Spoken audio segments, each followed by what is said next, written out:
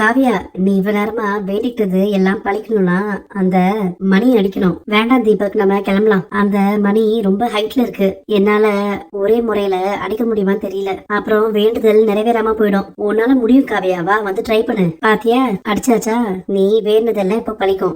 Add இல்லைன்னு சொன்னா அவ என்ன நினைப்பா? ஹலோ தாரா, ஷூட்டிங்ல ஒரு சின்ன ப்ராப்ளம். ஃபிளைட் கேன்சல் ஆனதுனால ஹீரோவால வர முடியல. என்ன செய்யலாம்னு இருக்கீங்க தீபக்? என்கிட்ட ஒரு ஐடியா இருக்கு. நான் அதை ஷூட் பண்ணி எடுத்து உனக்கு அனுப்புறேன். உனக்கு அது ஓகேனா சொல்லு, நம்ம ப்ரொசீட் பண்ணிடலாம். காவியா, இன்னைக்கு ஷூட்ல நான் தான் உங்க கூட நடிக்க போறேன். ஓ சரி சரி காவியா, நம்ம ஒன் மோர் போலாம். காவியா, உன் கண்ணுல நான் எதிர்பார்க்கிற எமோஷன் இல்ல, நீ இன்னும் கொஞ்சம் ஃபீல் பண்ணி எக்ஸ்பிரஷன் கூட.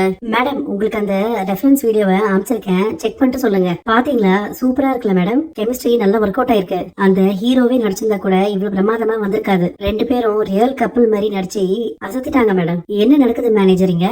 சார், அது பேக்கப். தாரா மேடம் உங்ககிட்ட எதுவும் சொல்லலையா சார்? அவங்க எல்லாத்தையும் கேன்சல் பண்ணிட்டு வர சொல்லிட்டாங்க. எல்லாம் ஸ்டாப் பண்ணதுனால பேமெண்ட்டும் கிடையாது. இப்போ காவியாக்கும் பேமெண்ட் கிடையாதுரா. என்ன சொல்றீங்க தீபக்? நான் இதை மட்டும் தான் நம்பிட்டு இருந்தேனே, இப்ப நான் என்ன செய்வேன்? தாரா, எதுக்காக ஷூட்டிங்க கேன்சல் பண்ண? இந்த ஆட் சரியா வரல தீபக். பார்ட்னர்ஸ் எல்லாரும் பேசிதான் வேண்டான்னு டிராப் பண்ணிட்டோம். எவ்வளவு அசால்ட்டா பேசிட்டு இருக்க தாரா நீ? இதனால எவ்வளவு பேர் இங்க பாதிக்கப்பட்டிருக்காங்கன்னு தெரியுமா? காவியா எவ்வளவு தூரத்துல இருந்து ரிஸ்க் எடுத்து இதுக்காக வந்தா தெரியுமா? அவளுக்கு இந்த ஆட் ரொம்ப முக்கியம். அவ படிப்பு எல்லாத்தையும் விட்டுட்டு இங்க நடிக்க வந்தா. இப்படி கடைசி நேரத்துல எல்லாத்தையும் கேன்சல் பண்ணிட்டு காசு இல்லைன்னு சொல்றது ரொம்ப தப்பு.